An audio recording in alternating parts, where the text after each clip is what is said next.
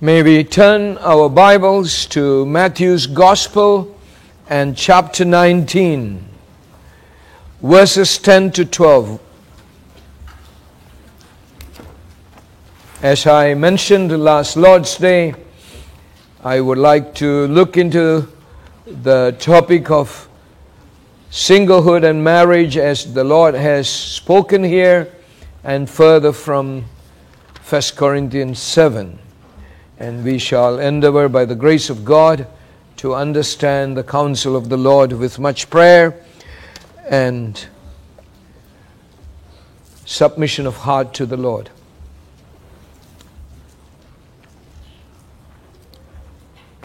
Matthew's Gospel, chapter 19 and verses 10 to 12.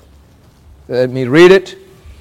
His disciples say unto him, If the case of the man be so with his wife, it is not good to marry. But he said unto them, All men cannot receive this saying, save they to whom it is given. For there are some eunuchs which were so born from their mother's womb, and there are some eunuchs which were made eunuchs of men, and there be eunuchs which have made themselves eunuchs for the kingdom of heaven's sake. He that is able to receive it, receive him. Let him receive it. He that is able to receive it, let him receive it.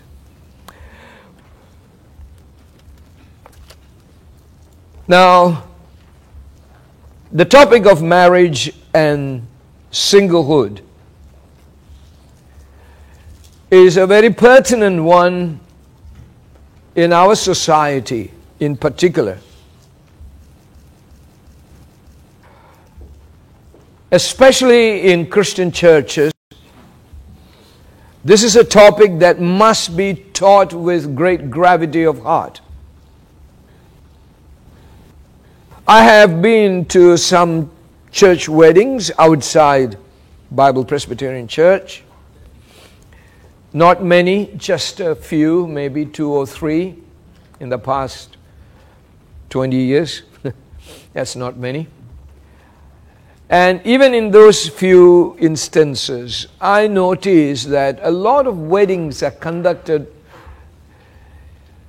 in a very frivolous manner.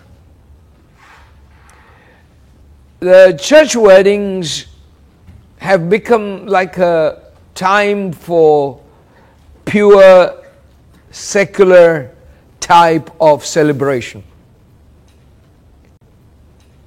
It is a time of worship, for we come and call upon the Lord. It's not an entertainment time. People have somehow this notion that church time can be a time for entertainment. Yeah, there's nothing wrong in rejoicing. Nothing wrong when a thing is said humorously to laugh, as long as it's a proper kind of humor.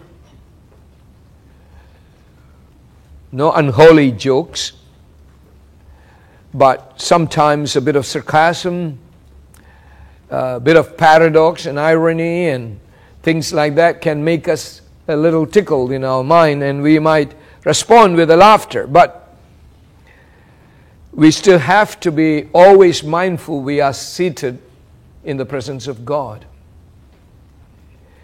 But there are marriages which today conducted in churches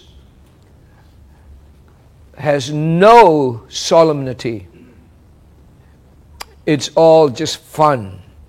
And pastors like to crack a lot of jokes about marriages. And young people are very busy now trying to celebrate marriage in what they call flash mob kind of marriage. Surprises and, getting everybody moved this way and that way, forward and backward. And it's like a huge mob celebration. And some churches are getting into it. It is nothing but pure sensual, carnal secularism. And because our young generation that is getting ready to be married, some are already getting married, and we have one coming very soon, before this month ends. And we are joyful for our young people who are getting married.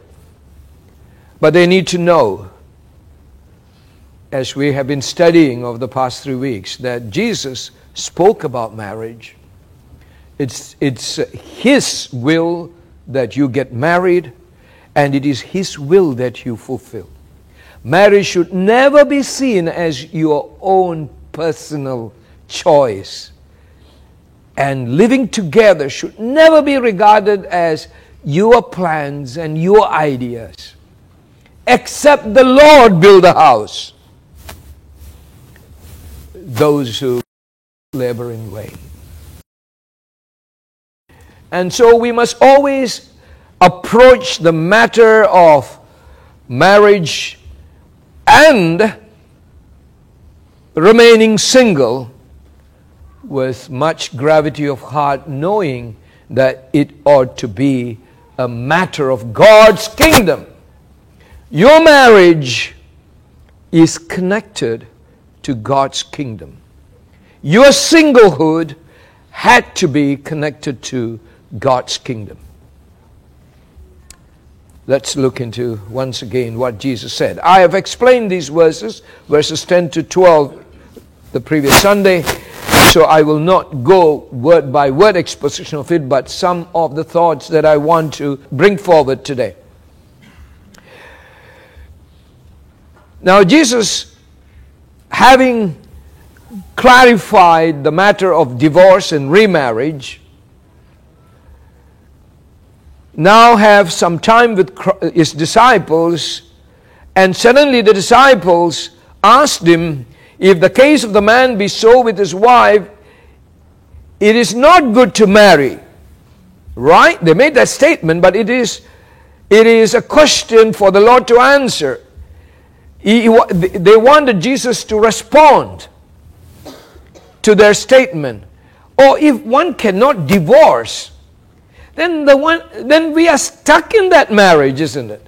The man who cannot divorce will have to now bear that wife he has for the rest of his life. The Jewish thinking was that if you can't live with a woman, then just give a bill of divorcement and you can go free. But Jesus said, no, that's not God's idea. What God has joined, let no man put asunder. And so suddenly, in the cultural setting, the disciples found themselves very troubled. Then what have we been hearing? Then what have we been told by religious leaders? Why is that then people divorced? Oh, you see, they are looking at marriage with great fear. Oh, if divorce is not permitted, then it is not good to marry. Oh. By the way, these are married people, all right. They have been living with their wives.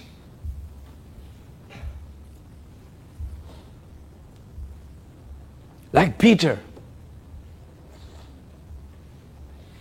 And then suddenly it says, right in the middle of their life, oh, so how? It's not good to get married, but we are married.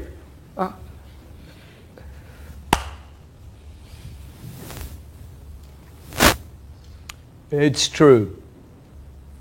It's true that marriage is a very difficult affair. Did you notice Jesus' response? He did not contradict outrightly what they said. He didn't say, wait a minute, how dare you say it is not good to marry? Jesus didn't say, no, it's good to be married. No. Jesus wanted them to think carefully about marriage. It may be good to marry. For some, it may not be good for some to be married. It is all decided by God. So the Lord suddenly responded by saying that not all men can accept this statement, but only those to whom it has been given. In other words, you are not wrong to say it is not good to marry, but it is only applicable to those whom God has allowed to be single. But if God has not given you the gift of singlehood, then you better get married.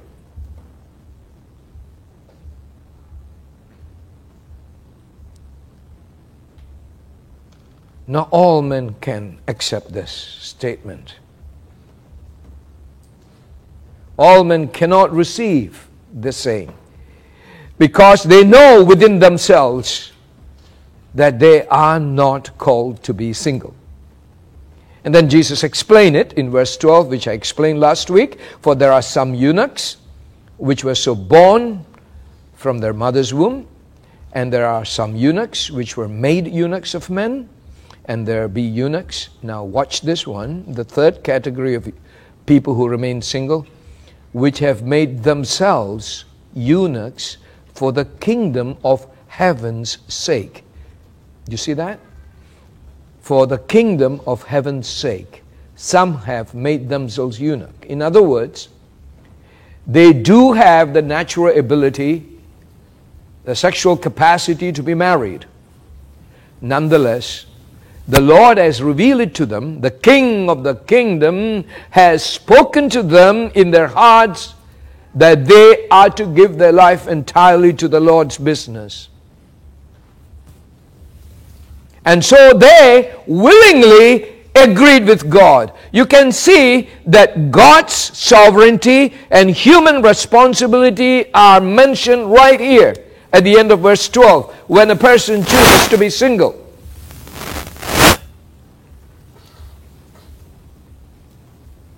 So there are those who have made themselves eunuchs for the kingdom of heaven's sake.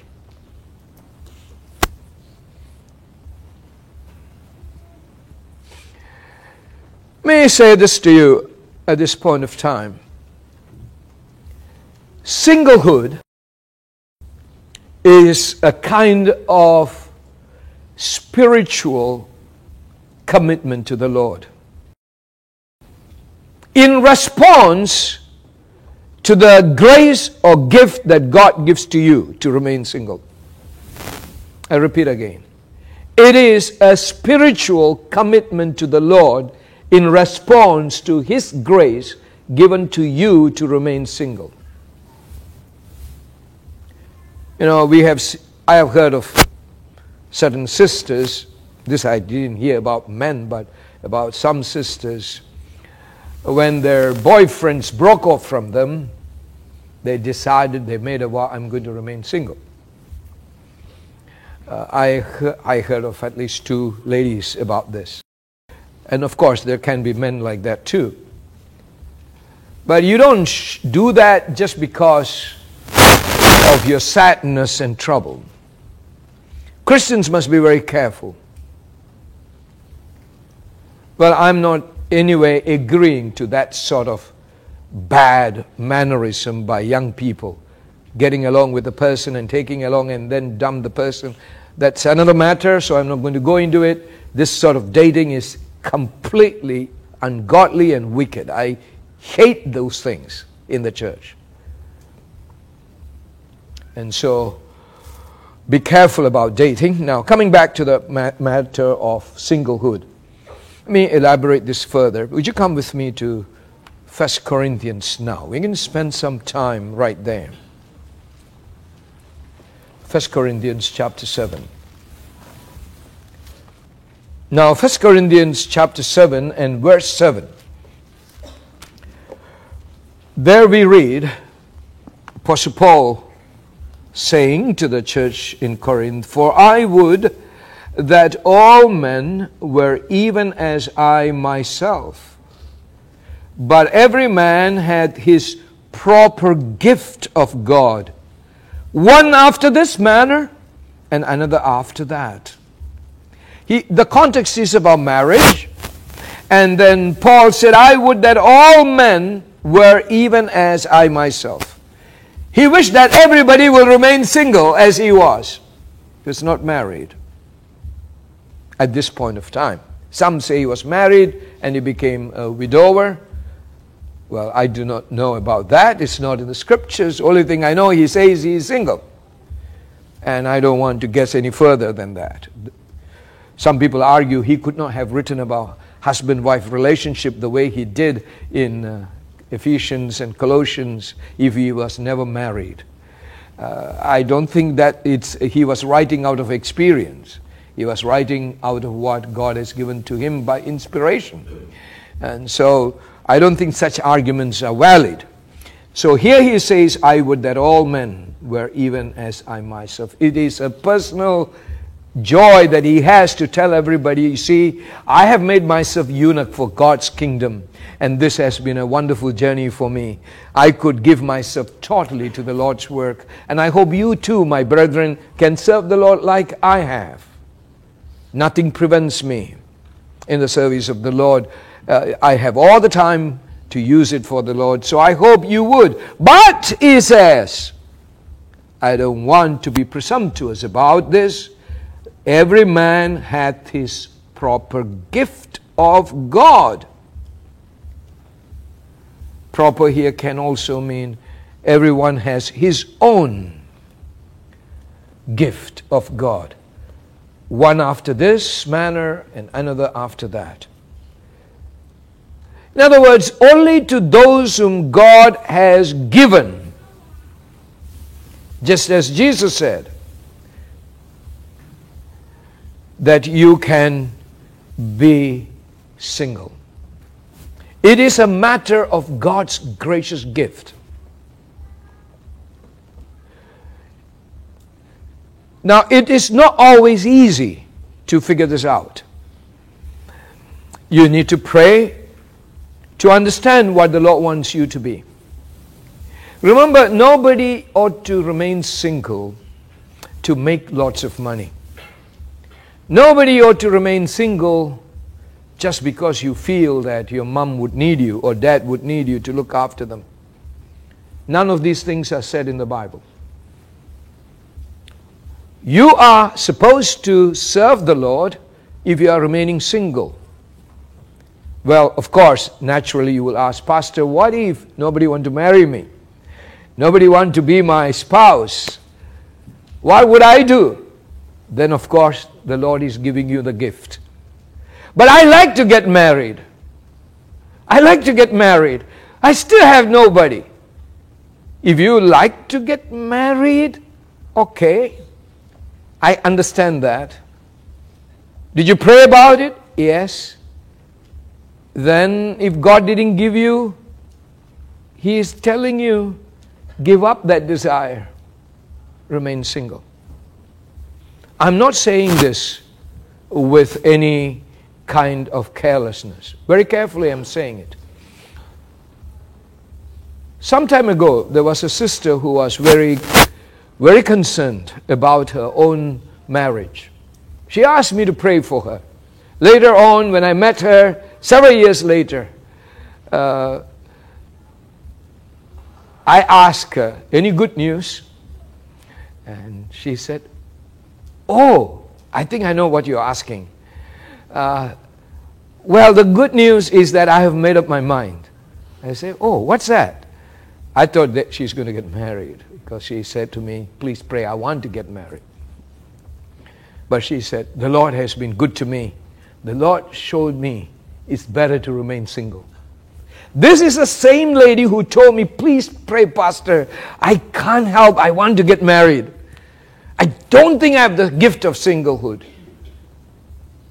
But a few years later, she told me just the opposite. And she said, no, I know God's will. And this is what she said to me. You know, Pastor, last few years, I've been going with brethren who go for missions. And I find I'm the freest in the whole team. Being single, I'm not burdened by my spouse. All other sisters who are going, they can't really focus. They have the husband, they have the children. Even while they want to help out in the mission work, they are concerned about their spouses. Of course, there are some ladies don't bother about the spouse. That's a different thing. They don't bother about the children. They're just career-minded. That's another one.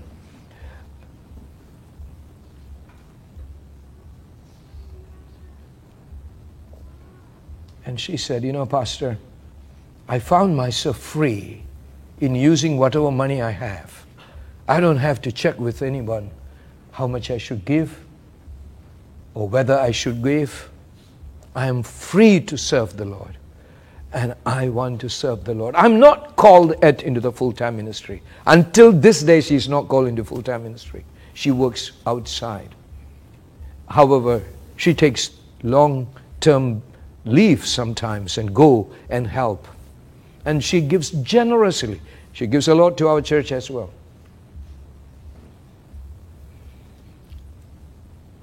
And I cite this example to tell you, you won't know God's gift without praying. Just as those who want to get married must pray to find out who is the one whom the Lord provides.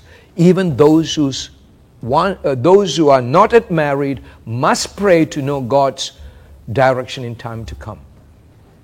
You know, those who want to get married, or those who know that they don't have the gift of singlehood, feel a lot of feelings whenever they see a girl here or there. Oh, that's a good Christian girl. She loves the Lord. Oh, she looks pretty as well. Good enough for me. Okay, let me make my move slowly. Lo and behold, somebody else took her already. So there you go. Then you for 2 days go around crying. And you start praying again. Lord, who's next? This was not the one. Yeah, I didn't tell you to go. You just went. So the Lord said, discipline your heart. Okay, calm yourself down. So whether you want to get married or you have to remain single, you still must be prayerful about the matter. You don't know. You see what Jesus said in Matthew 19? They have made themselves eunuchs. It's not that they didn't have any passion, sexual desires. They have those. They are not born eunuchs. But they have made themselves eunuchs in a spiritual and moral world of God. They have surrendered their passions, their body totally to the Lord's glory. We don't live as though we have no God to guide us. We don't walk around like the people of the world, like all the urge that we feel, we satisfy it. We have the urge to eat because we feel hunger. But we are told clearly, don't be gluttons. We feel thirst. We want to drink. But the Bible clearly says, don't get drunk with wine, strong wine. We have sexual appetite. But the Bible also says, only within marriage sex is allowed. Fornication, adultery, and all other forms of sexual perversions are sin. So just because we have the appetite, it doesn't mean that we can run wild with it. All these have to be brought under the power of the Spirit, in prayer and in obedience to God's word, and seek for the Lord's guidance every step of the way.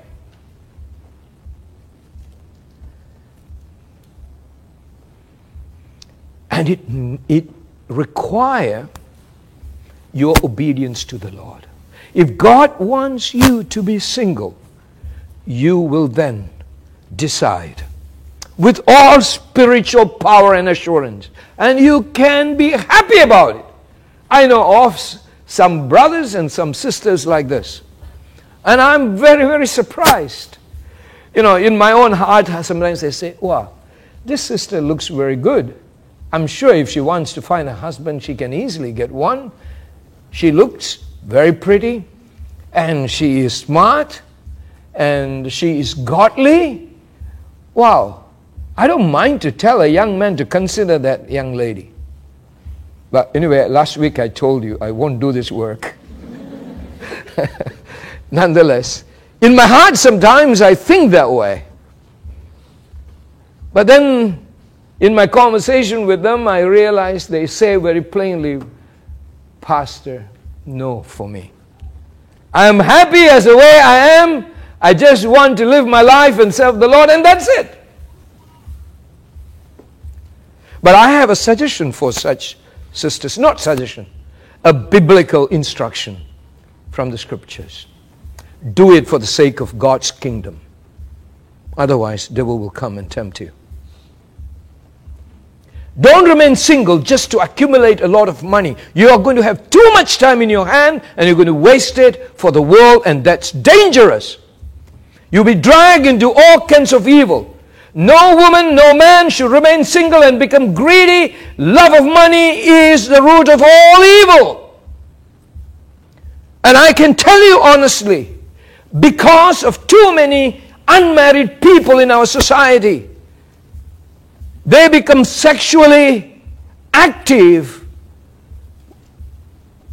pacifying the sexual drive. And due to that, there is so much adultery and fornication in our society. I'm not saying single women and single men do that all the time, but many are sexually active while they remain unmarried. And that is wickedness. Let's don't think that God wouldn't find that out.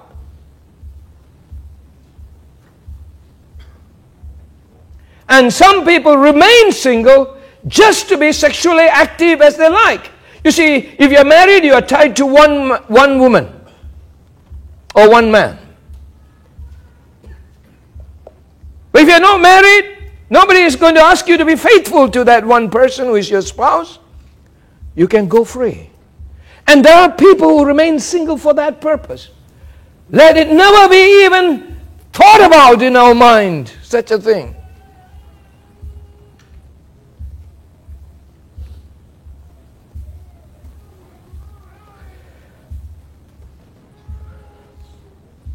And I pray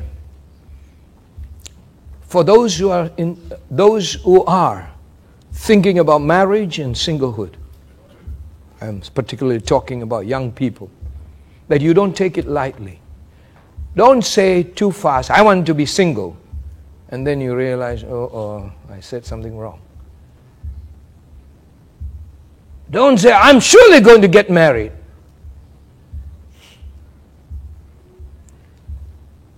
Pray.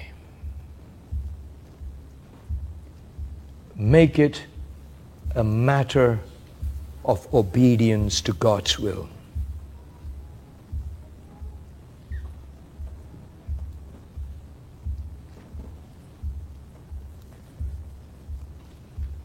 Obedience.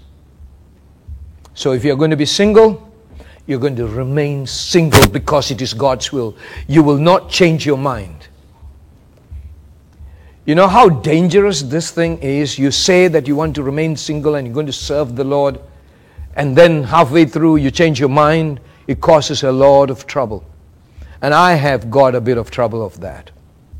Now, those who came into the church and said, Pastor, I will not marry if I can't find a person who will serve the Lord with me.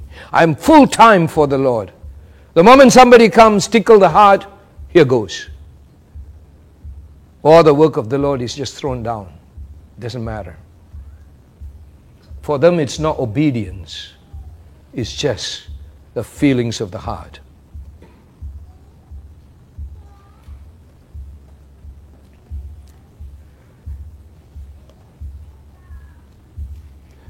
Okay, brethren, as we now consider 1 Corinthians chapter 7, let me make some observations quickly and from this particular chapter, which I believe will be of a great help to all of us. Firstly, look into verse 1, please. 1 Corinthians 7:1. Now concerning the things whereof he wrote unto me, it is good for a man not to touch a woman. So it looks like the Corinthians were very eager to get some godly counsel from Paul, and they wrote to him asking him about marriage and singlehood and remarriage and so on. And so Paul wrote this in answer to their inquiry.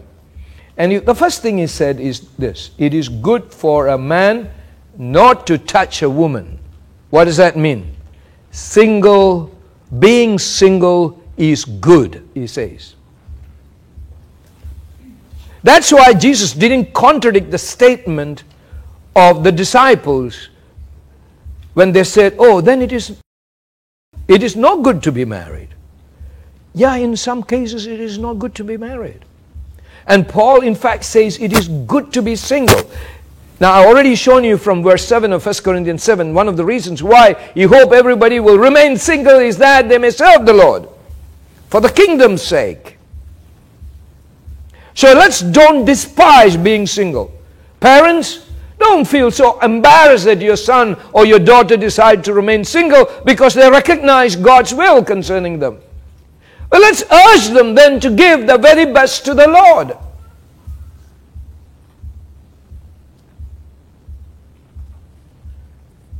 Remember also, as we noticed from verse 7, this is a proper gift of God. Singlehood is good, and being single is a gift.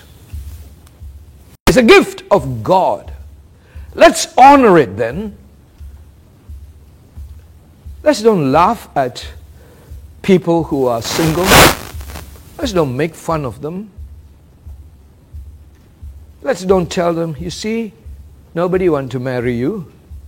You deserve it. Let's be very careful what we say. God is the creator. God is the one who graciously provided Eve for Adam.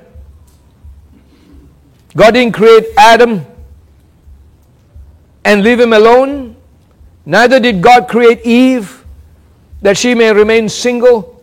It was God's original plan that man and woman would be married, but because sin entered and sin started to create lots of problems, and so because of sin and its terrible effect on the family, it is God's sovereign decision for some to remain single. Now let me tell you, if you remain single, you are free from so many heartaches and troubles. Again, that is not a reason you don't get married. Still, you have to know what is God's will. You see, God's will is not to get... God's will doesn't mean everything must be easy and trouble-free. God's will is that we take the yoke upon ourselves and follow Him. But He says, my yoke is easy. I'll be with you there to bear your burdens. So nobody should think of marriage as something simple and easy. It has to be understood in the scripture context, and it is a burdensome thing. And so let's honor both marriage and singlehood as the Lord leads His people.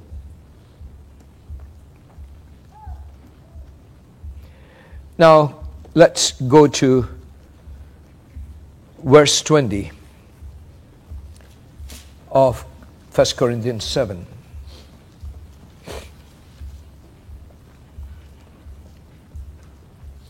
Let every man abide in the same calling wherein he was called. Art thou called being a servant? Care not for it. But if thou mayest be made free, use it rather. For he that is called in the Lord being a servant is the Lord's freeman, like also he that is called being free is Christ's servant. Ye are bought with a price, be not ye the servants of men. Brethren, let every man wherein he is called, therein abide with God. The Lord is telling us through Apostle Paul right here that every man has a calling. Now, some people are called to be slaves. Some people are called to be masters. Some people in this context are called to be married, and some are called to be single.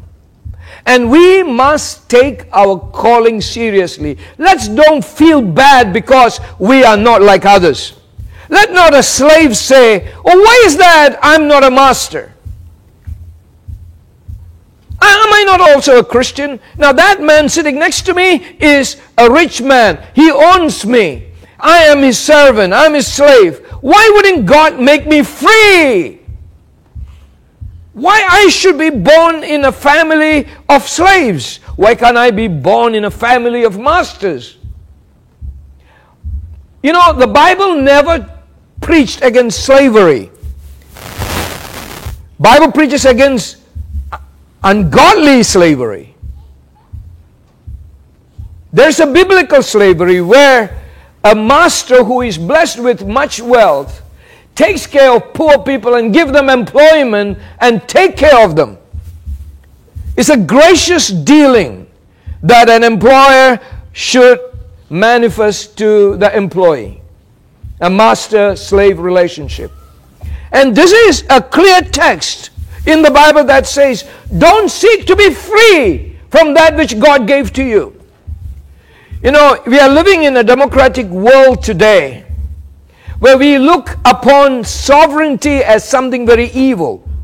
Everyone has a voice, and I want to do and say whatever we want. So even if a company or a wealthy person hire you, now when you are put into a position of a slave, you cannot show your unhappiness that you are not like others who have greater freedom.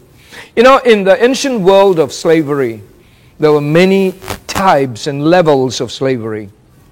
There were some who were slaves, but they were in charge of all the possessions of the master, and they were quite free, and that they were slaves. Like Joseph in Potiphar's house, if you remember that. He didn't begin as a top slave. He started as a very, very low-ranked, no rank at all, as a slave. But the Lord blessed this work, and he worked hard in Potiphar's house. He never rebelled. He never tried to run away. He stayed there in prayer and worship of God, gave himself to be a faithful slave, and the Lord gave him upward climb.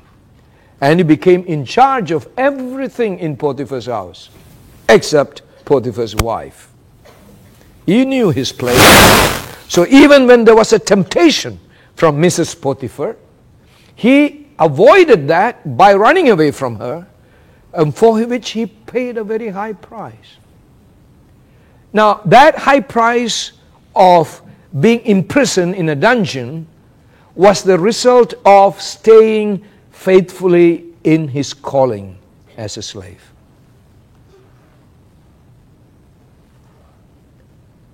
So if the Lord gives us the gift of marriage and gives us a spouse, remain, no matter how difficult it is. And if God has called you to be a single, don't be frustrated because of pressure around you or temptation around you. Remain in it for the Lord's sake. You need Him, both in marriage and singlehood.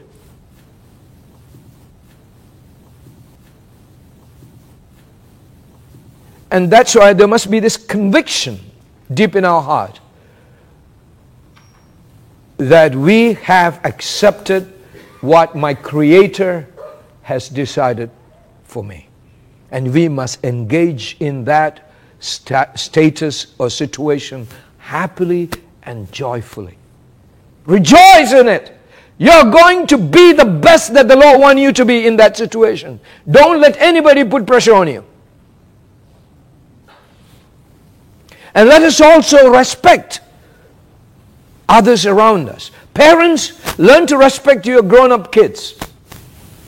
Don't unnecessarily pressurize them.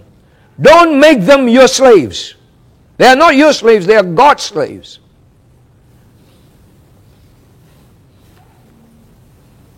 So if they have decided to remain single, don't pressurize them, please. It's not correct. God created them. And if God has given them that gift, honor that gift. Don't say things that are frustrating and disturbing and tempting to them. Pray with them, encourage them, and pray that the Lord will use them in the single status for His glory more and more. And if your children want to get married, and if the Lord provides for them people to be their spouse, then rejoice. Of course, we say this without a doubt, that their choice has to be in the Lord. But if it is in the Lord, let us don't change the divine order for them. It is not good. Let's move further. Paul speaks even clearly, starting with verse 25. Now concerning virgins, I have no commandment of the Lord, yet I give my judgment as one that hath obtained mercy of the Lord to be faithful. He said, I have no direct commandment from the Lord, but I am a faithful servant of God. I'm going to apply the truth now. And of course, this doesn't mean the Spirit was not with him. He didn't hear any direct commandment from God. God didn't dictate it in an audible way to him. But the Spirit is guiding him to write this. And so he says, let me say this to you. I suppose, verse 26, therefore that this is good for the present distress. I say that it is good for a man so to be. What is he trying to say? He's saying that, look, the present distress, the struggles that you have are not to be ignored. There will be troubles. If you are married, there are troubles in marriage. If you are single, there are situations that will make it difficult for you. There will be distress. But let us not despise the difficulties and distress. It is good for a man so to be. So if you are married, don't try to get out. Whatever distress you have, you prayerfully bear it and seek God's wisdom and power to bear it and resolve it. But if you're single, if you have difficulties, if you're a slave, you have a difficulty, if you're a master, you have difficulty, pray to the Lord for the grace to manage it well. Quitting is not our business. Our business is to engage more and more in situations that the Lord has put in. Running away is not Christian. Staying put and fulfilling our calling is Christian. Don't say, oh, it's difficult, so I'm leaving. Distress is not a good excuse. The Lord will not accept that. Moving on, verse 27. Art thou bound unto a wife? Seek not to be loosed. Art thou loosed from a wife? Seek not a wife. Very clear, right? Art thou loosed from a wife? Means what? If your wife have left you. Because some of them were coming from non-Christian background at that point, were already divorcees. And some of them lost their spouse because when they became Christian, the spouses were very unhappy and they left them. So Paul says, if you happen to be a divorcee, remain that way. That's better. God knows your situation. And why did he say that? Well, verse 28. And if thou marry, thou hast not sinned. And if a virgin marry, she hath not sinned. And so it looks like in a situation where people have come from hidden background and they came into the church as divorcee, they are allowed to marry. There's no Christians who divorce. These were people who came from that background of unbelief. They've come in. The best is don't go for a spouse. Remain single if you can. But verse 28 says, if you marry, thou hast not sinned. Now how about single people? If a virgin marry, she hath not sinned. Nevertheless, such shall have trouble in the flesh, but I spare you. He says, if you try to get married, there will be many troubles. Marriage will bring additional troubles. And so don't let anybody think about marriage as though this will solve all my problems. Let me say something. One of the reasons that the Bible says we should get married is that we may avoid fornication. The first part of 1 Corinthians 7 says that.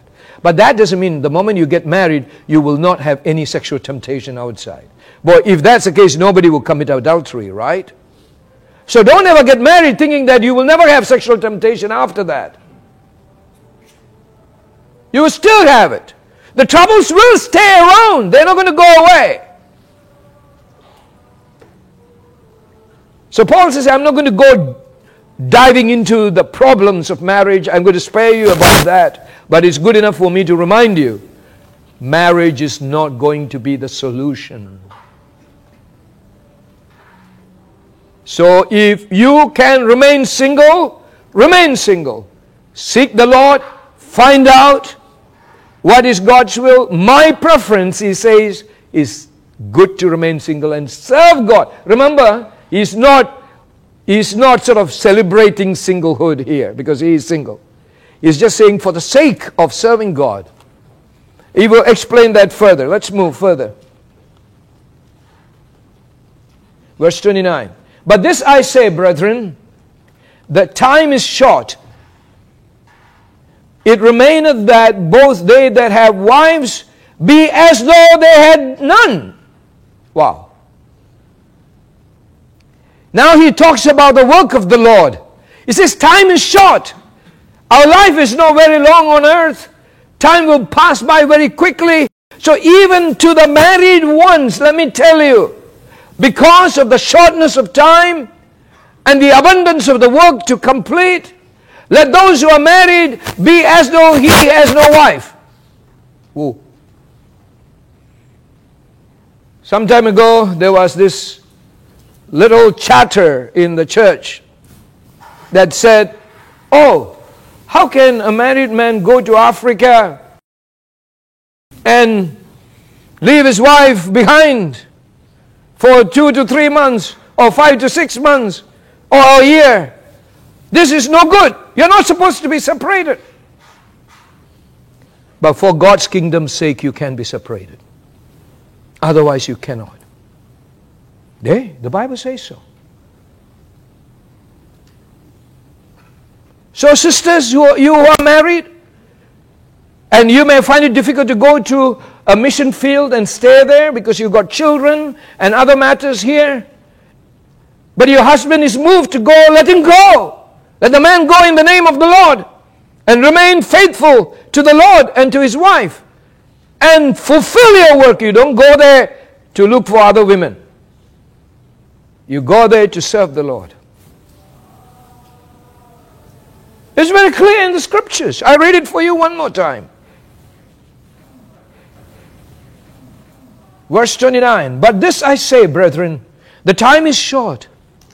It remaineth that both they that have wives be as though they had none. Always remember, it's all for gospel's sake. This is not separation and divorce. It's a temporary separation to do the Lord's work without being disturbed.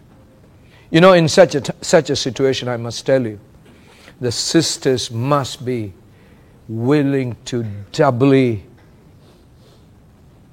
committed to the marriage and bear the burdens at home.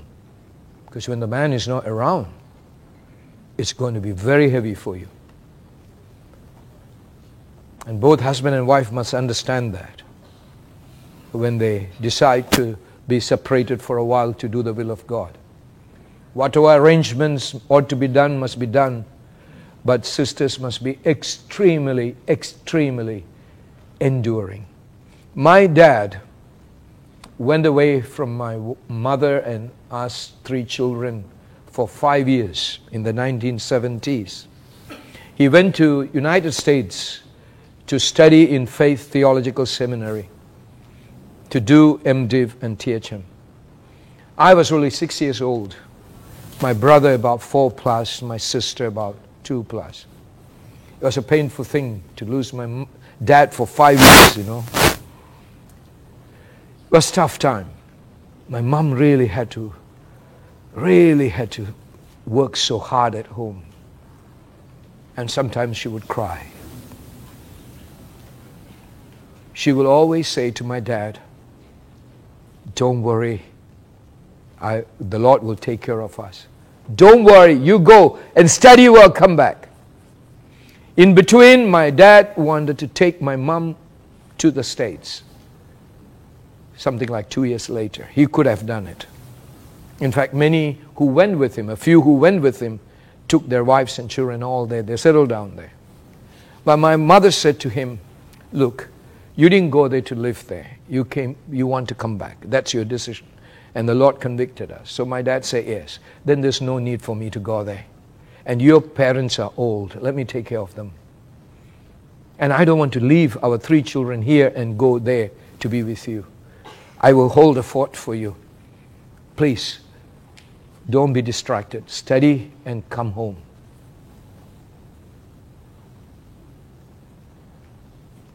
My dad and my mom are still married.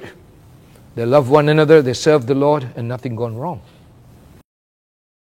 But these decisions are made for the Lord's sake, but with much prayer and total devotion to the Lord. I won't propose that all of us do it, but if the Lord moves our heart, we better do it.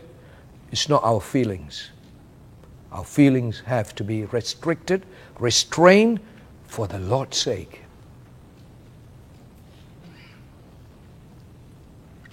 Verse 30. "And they that weep, as though they wept not. They that rejoice, as though they rejoice not. They that buy, as though they possess not. And they that use this world, as not abusing it. For the fashion of this world passeth away." What is he saying? The Lord may give you this and that. Sometimes it can be hardship. Sometimes it can be a life of ease and comfort. Sometimes it can be weeping. Sometimes it can be rejoicing. Sometimes it can be poverty. Sometimes it can be very great wealth. Whatever it be, please don't be overwhelmed by these situations. These situations do not become our greatest concern in life.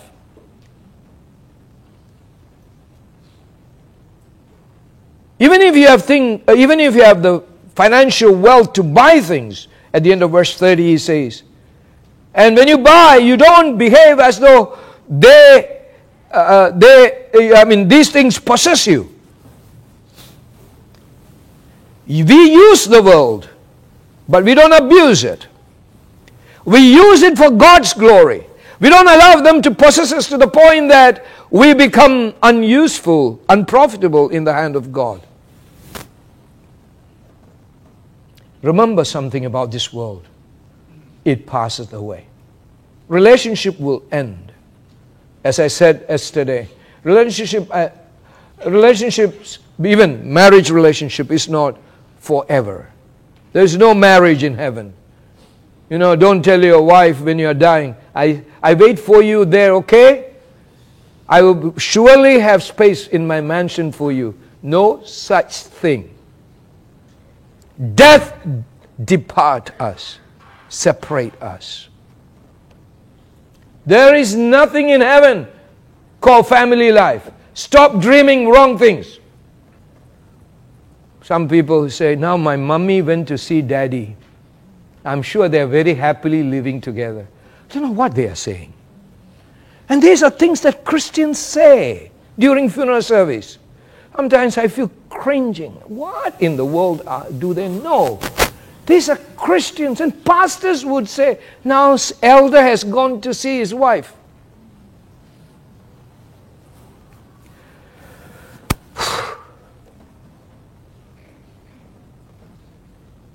Everything in this world will end. So don't become so addicted to these things. Use all your relationships, use all your powers, use all your possessions for the glory of God. So if you're married, use your marriage for God's glory. At any time your marriage come in between God's will for you, you agree to be separated for a while so God's will be done. Don't get stuck to your marriage until you deny the truth and the service of God. God can take your spouse if you become very possessive. And then you will know. Verse 32. But I would have you without carefulness. He that is unmarried careth for the things that belong to the Lord, how he may please the Lord. But he that is married careth for the things that are of the world, how he may please his wife. Now, he is just stating things as they are. Whatever be, don't be anxious, don't be worried, don't be full of care. He that is unmarried will have plenty of time to care for the Lord's matters, because you have no particular obligation to this world. You see how he is thinking about single people? He expects single people not to be under bondage to anyone. The only bond he sees here is the marriage bond. He in fact used the word bondage. But, so single people must pay attention. Christians, I'm not going to preach this to the ungodly world. I'm not going to preach this to non-Christians. This is to Christians. If God has convinced your heart to remain single, your priority in life is to serve the Lord. Your time, your money, spend it for God. You will be very, very, very useful in the Lord's house. Think about it. It's not that you can't work at all. If you're called to full-time, then you be full-time. Don't change your mind. But if the Lord didn't call you to full-time, still you can help the church. Don't become too worldly minded. Don't get so stuck in the secular world. Yes, you may work to earn something for yourself if you're not married, ladies, and even gentlemen.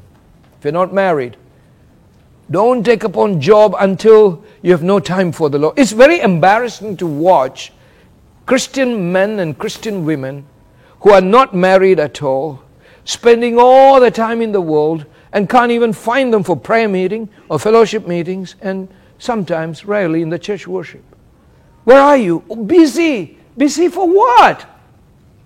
What are you hoarding up all these things for?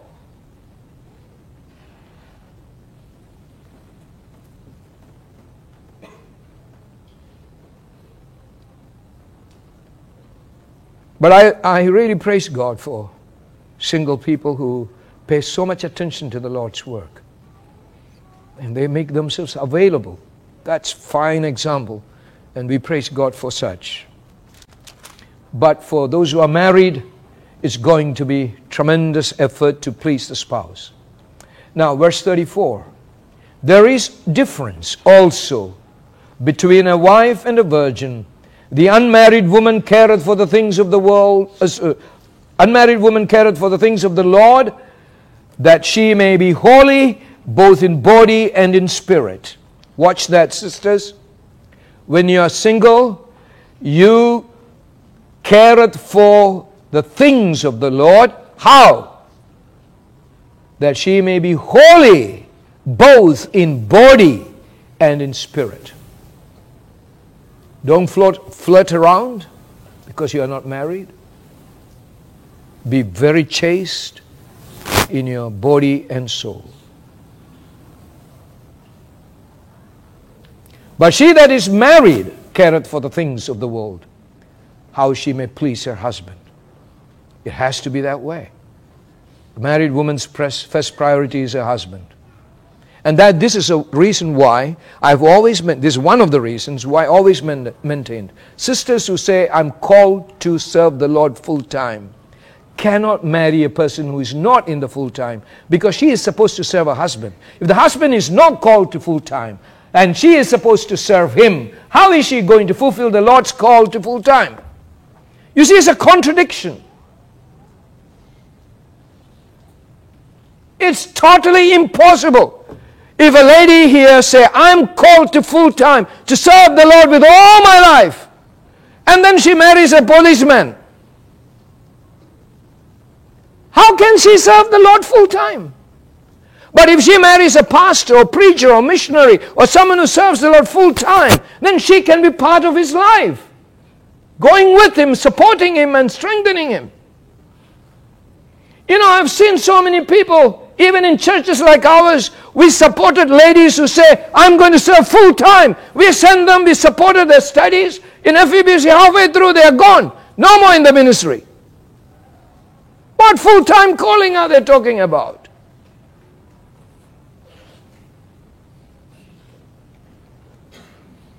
You see, I didn't tell them you are called. They said they know the Lord called and got the entire church to agree with it. And then they move out. They expect us to say, oh, very good, God be with you. I can't say that to you.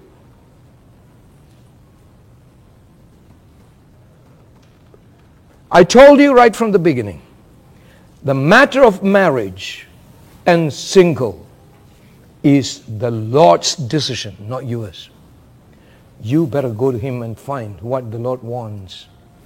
And when the Lord puts you there in that state, no matter how difficult it is, you stay in it, committed to the Lord, to give glory to Him, holy and chaste, bearing all the struggles.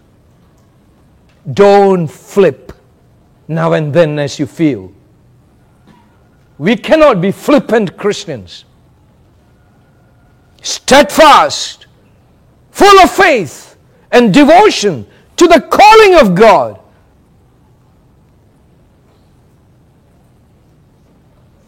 Verse 35. This I speak for your own profit. This is for your profit, it says, that you as an individual and collectively as a church may be greatly blessed.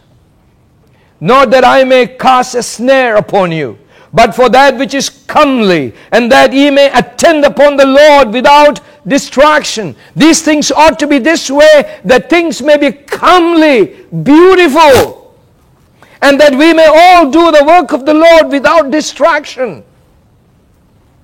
You know how distracting it is in the church when a boy and girl get along, then they break up, and they go with another one and break up. It causes so much trouble. Families are involved, friends are angry, people will start talking. Why this kind of nonsense in the church? If you sought the Lord, if you know the mind of God, you wouldn't be in such mess. God's will is comely, it's beautiful. It's the carnal aspirations of our mind that make us such people that causing chaos in our life, in our family's life, and in our church life. So, brethren, take these matters very seriously.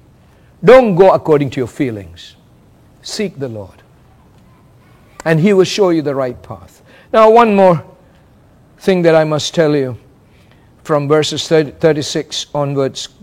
Come with me, please. If any man think that he behaveth himself uncomely toward his virgin, if she pass the flower of her age, and need so require, let him do that he sinneth not, let them marry. Nevertheless, he that standeth steadfast in his heart, having no necessity, but hath power over his own will, and hath so decreed in his heart that he will keep his virgin, doeth well. So then he that giveth her in marriage doeth well, but he that giveth her not in marriage doeth better. Now, what does this mean? This last section that I want to read before I end talks about a father and his daughter. It was quite common in the Jewish custom that the father decides for the daughter who should she marry to. It was a common culture among the Jews.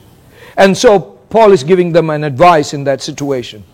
So if any man, verse 36, think that he behaveth himself uncomely toward his virgin, meaning toward his daughter, if she pass the flower of her age, that is to say, she is now no more a young girl, but she is of marriageable age, and need so require, in other words, she wants to get married, right? Let him do that he will. He sinneth not, let them marry.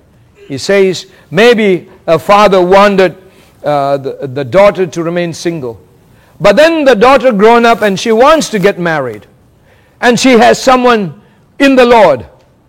Let not the father stop. Let them marry. Even though you made a vow to God that you would let your daughter be single, you remember that is not your vow for yourself. It's a vow you have taken for your daughter. But you are not going to be bound by it because she is not part of that vow. You are saying this on her behalf. But she is a single soul having her own commitment to God. So if that happened, then let them marry. Let she be married to the man whom the Lord provided. Don't prevent. Verse 37. Nevertheless, he that standeth steadfast in his heart, having no necessity, meaning what? The daughter is not saying, Daddy, Daddy, I want to get married. Daddy, Daddy, I want to get married. So no necessity. The daughter is quiet. So, you have the power over your own will, hath so decreed in his heart that he will keep his virgin, do it well. So if you have pressure from the daughter for her to marry, let she go and get married. If your daughter doesn't require a marriage and your decision to keep her as a virgin for the Lord's sake, then let it stand, you do well. Okay, so fathers, you can talk to your daughters. If they want to remain single, praise the Lord. Encourage them. If she wants to get married, pray with her.